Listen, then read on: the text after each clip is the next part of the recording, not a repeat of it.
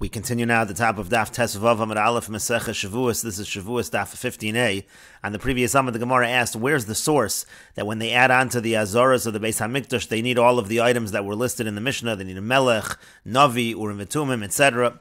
And so the Gemara says it's because the Pasuk says, V'chein Tasu, it says this is what you should do. And it means Ladoros, it means for all generations. And Rashi explains, V'chein Tasu Kro Yisera, this is an extra Pasuk, Lemidrash Ladoros. In order to darshan that it means for all generations, you have to do it in the same fashion. Uvimei Moshe duhu melech v'navi v'echav kohen gadol. In the days of Moshe Rabbeinu, so he was considered to be a melech, and he was a navi, and his brother was the kohen gadol. V'urim v'tumim, he had the urim v'tumim, v'shivim zekanim, he had the 70 elders, and so therefore that's what you need as well when you add on to the Azaros. And the Gemara continues. Mesiv Rava asks the following question. The Brisa says, Kol HaKelim Sha'asa Moshe, all of the Kelim that Moshe made for the Mishkan, Mishichasan Mikadshasan. So when they were anointed with the Shemen HaMishcha, that's what made them Klishares, that's what made them holy. But Mikan Va'elach, but from that point forward, Avodasan Mechanchasan, it was their Avoda when they were actually used for the service, that's what initiated them into the use in the Beis HaMikdash. And Rashi explains, Mishichasan b'Shemen HaMishcha Mikadshasan, it was the anointing with the Shemen HaMishcha that made them holy, Kedushas HaGuf L'Klishares, that gave it a Kedushas HaGuf to the Klishares, to the vessels themselves, and they were also Mekadesh, anything that went into the vessels through that. But Mikan Va'elach, but from that point forward, Klei Hadoros, meaning the vessels that would be made for all generations, Lo Nimshachu, they weren't anointed at all. Ela Hascholas Avodas, and rather when they began to be used for the Avoda, Mechanchasan L'Kedusha, that initiated them for that Kedusha, V'chinuch Lashon Haschala. The word Chinuch is like a language of Haschala, a language of beginning. And so in any case, the Gemara asks, now why is this true? V'neima v'chein tasu ladoros, we should say the same thing, that it says in the pasuk v'chein tasu, and that should mean for all generations it should be exactly the same. Just like you used Meshicha, just like you used the Shemen HaMishcha in the times of Moshe Rabbeinu, that should be for all time. And the Gemara says, Shani Hasam, it's different over there, Diyamar Kra, because the pasuk says, Vayim Shochem, Vayikadesh Osam, it says, anoint them and make them holy. Osam b'Meshicha, that means only those vessels were anointed with the Shemen HaMishcha, only those in the times of Moshe Rabbeinu. V'lo l'doros b'Meshicha, but it would not be for all generations that they would use the anointing oil in order to make it holy. But the Gemara continues, Ema, but why don't we say as follows? Osam b'Meshicha, maybe only those were with Meshicha, and maybe Ladoros, maybe for all generations, O b'Meshicha, O b'Avoda, maybe either you can use Meshicha, you can use the anointing oil, or you would use the Avoda, the actual service in the Beis HaMikdash. And the Gemara says, Amar Apapa says, Amar Krutz, because the pasuk says, Asher Yisharsu Bam Bakodesh. It says they're going to serve there in the Kodesh. Talon Hakasav B'Sheirus. Therefore, you see that the pasuk is saying it all has to do with service. Again, it does not have to do with the Shemen HaMishcha. It has to do with the Avoda.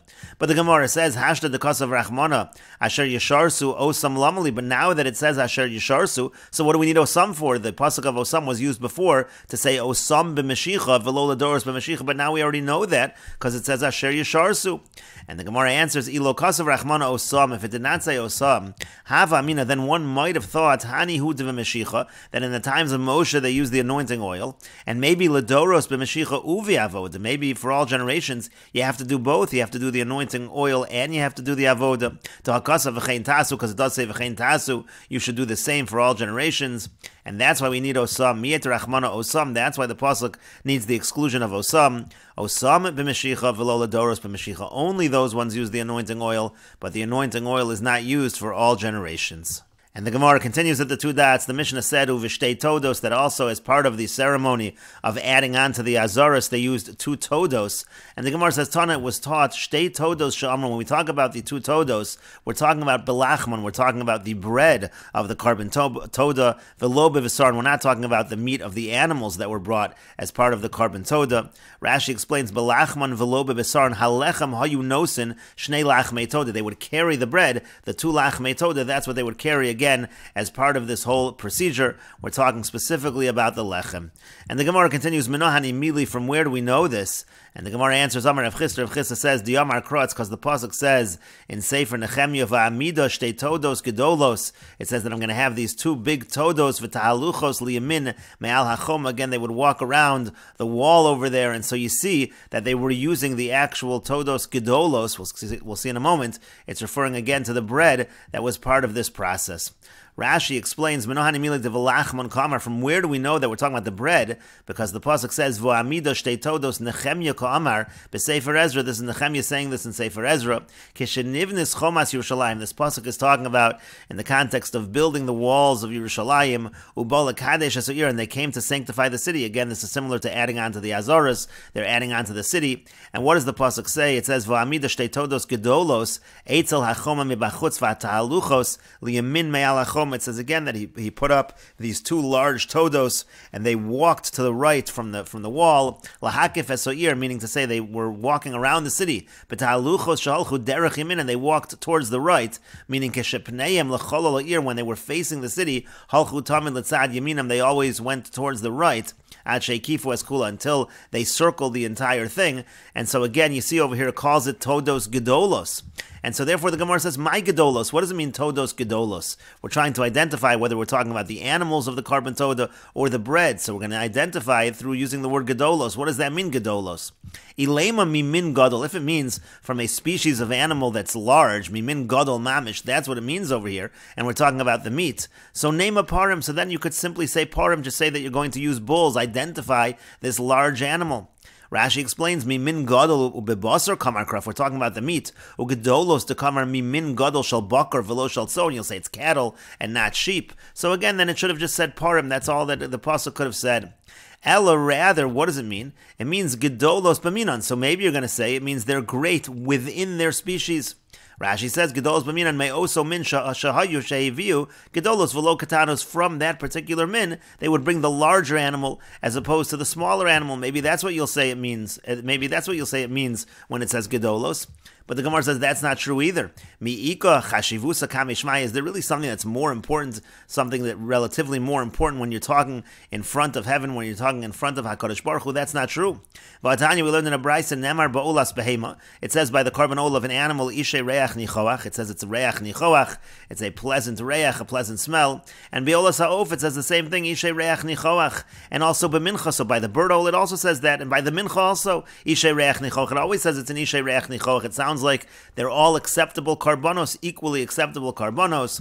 Melamed, this teaches she'echad hamar b'v'echad hamamid, whether one does a lot or does a little, as long as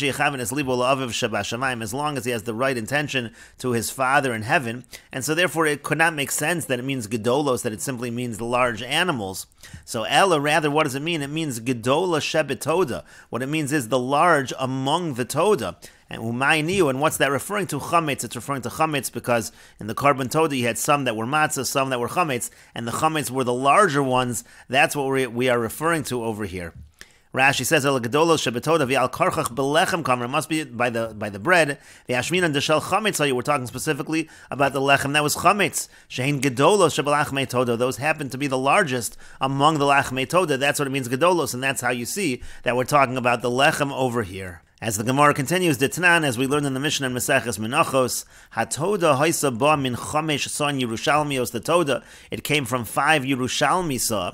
Shein sheish midbarios, that was the same as 6 saw in the midbar, in the times of the midbar. Shein shtei ephos, which is actually shtei ephos, 2 ephos. V'ha ephos shalosh sayin, an epha is 3 saw. And esrim isaron, it actually comes out to 20 isaron, and isaron is 1/10 of an epha, so 20 isaron is going to be 2 ephos, like we just said, it's 2 ephos. That was the amount of the toda.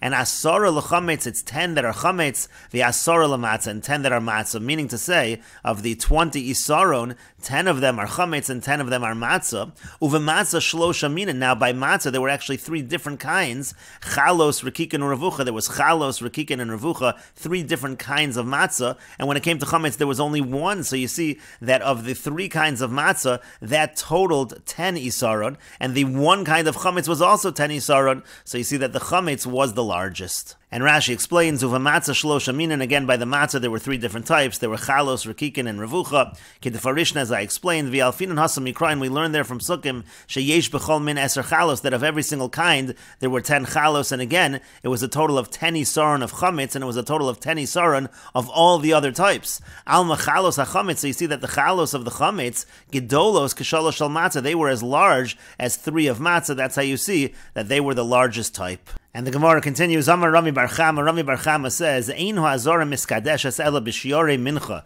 The azor itself, it only becomes holy, let's say they're adding on to the azor, it has to specifically be from the leftover of the mincha, meaning after you take the parts of the mincha that go on the mizbeach, so then the rest is eaten by the kohanim, that's the shiorei mincha, that's the part that's mekadesh the azor. And the Gemara says, my time, what's the reason? Rami Bar Chama says, what's the reason? Because it's ki Yerushalayim, it's just like Yerushalayim. Ma Yerushalayim davar hanechol ba mekacha, just like Yerushalayim, it was the toda, the lachme toda, which are eaten in Yerushalayim, as we just said above. That is what's mekadesh Yerushalayim. So af azara, so too when it comes to the azara, davar hanechol ba mekacha, it's what you eat in the azara, which is the shiorei mincha. That's what's mekadesh the azara.